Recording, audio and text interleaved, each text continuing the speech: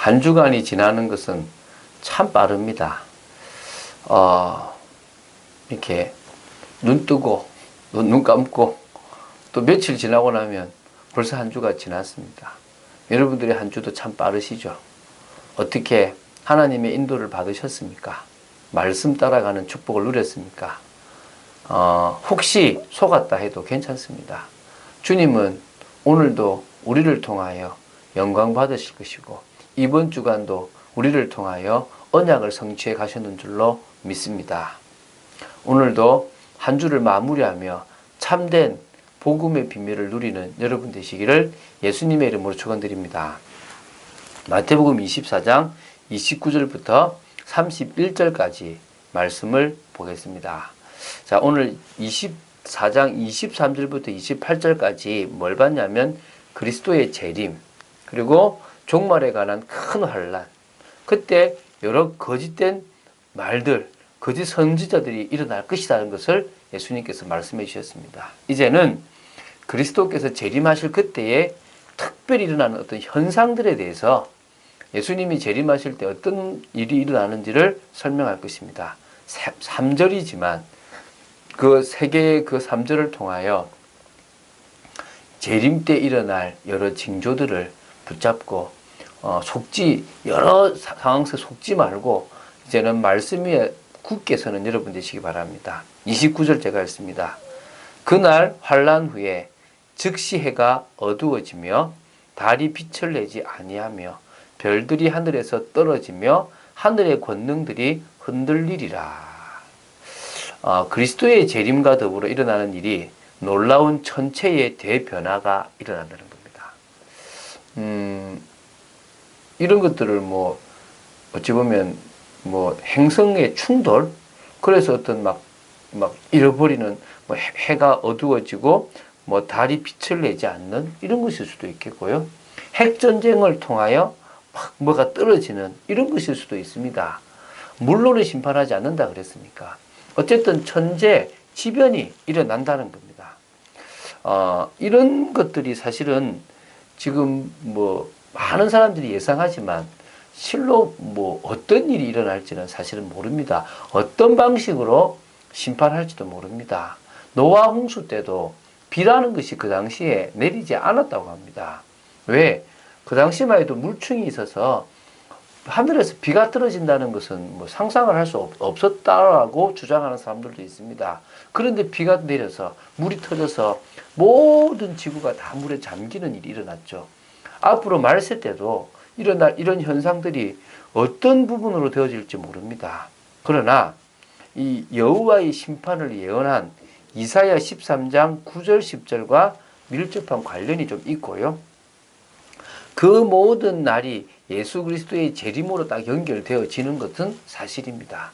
그리고 이 놀라운 천체의 대변화로 말미암아 이 지구는 대환란, 혼란을 겪고 큰 어떤 문제에 직면하게 될 것이라는 것은 사실입니다. 그래서 우리가 휴거를 당한다 그러면 들려 올라가는 우리는 그런 부분에서 이제 벗어나는 부분도 있겠죠. 그때의 인자의 징조가 하늘에서 보이겠고 그때에 땅의 모든 족속들이 통곡하며 그들이 인자가 구름을 타고 능력과 큰 영광으로 오는 것을 보리라. 그래서 말세의 인자의 징조가 하늘에서 보인다고 했습니다. 이게 구체적으로 무엇인지에 대해서는 사실 또 여기서 다양한 견해가 있습니다. 초대교회 시대의 교부들은 이게 십자가라고 얘기를 했고요. 어떤 사람들은 천사들의 나팔과 깃발 이런 것이라고 얘기를 했고요. 또 다른 사람들은 그리스도의 영광스러운 광채가 비치는, 또 다른 사람은 그리스도가 도래하는 것, 이런 여러 가지라고 했습니다. 그래서 사실은 인자의 징조라는 것만 해도 사실은 우리가 이해하기는 어려운 겁니다. 그러나 모든 사람이 아주 선명하게 그 모든 것들을 볼 수 있게 된다는 것입니다. 그것도 하늘에서 보인다는 겁니다. 이게 인자의 징조구나, 주님의 재림이구나 라고 하는 징조가 일어난다는 겁니다.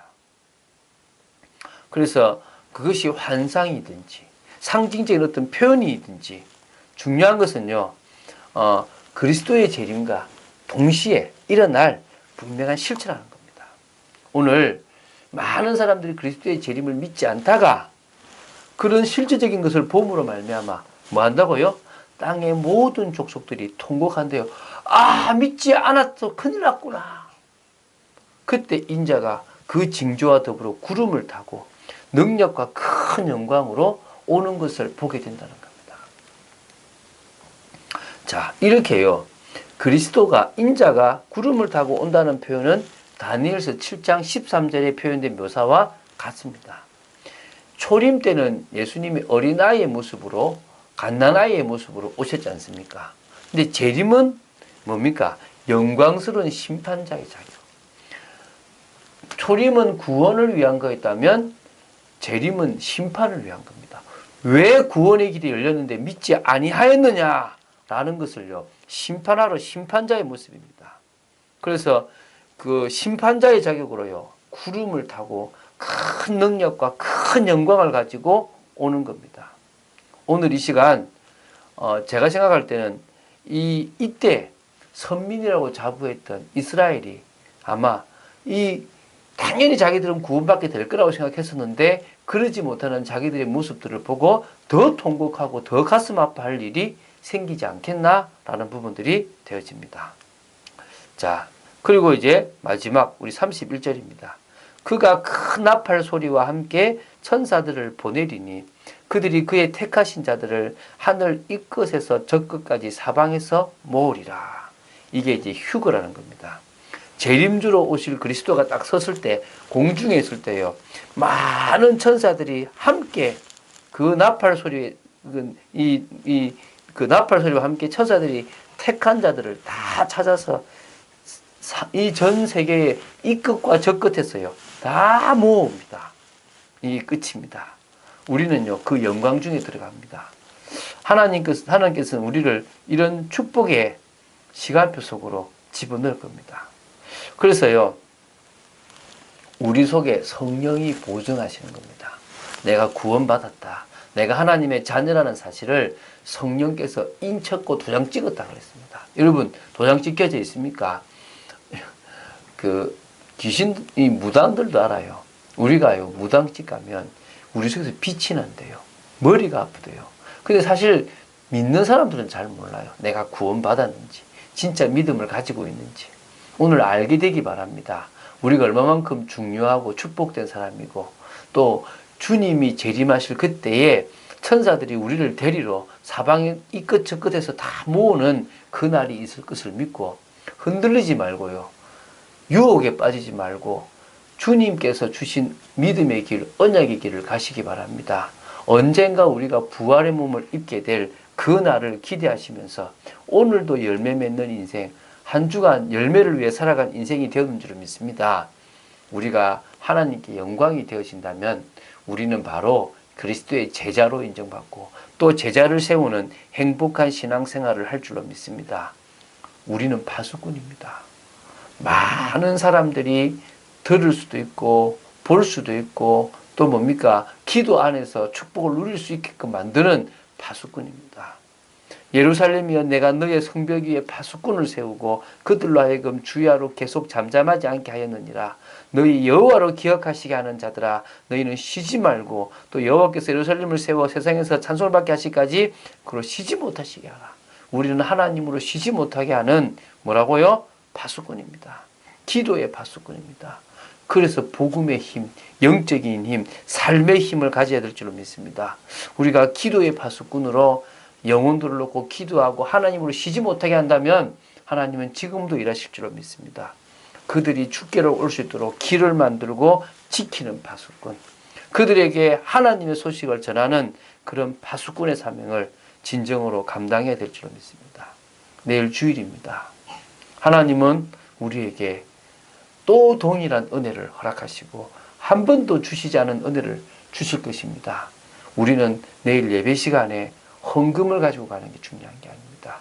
우리가 가지고 가야 될 예물은 돈이 아니라 예수 십자가의 피입니다.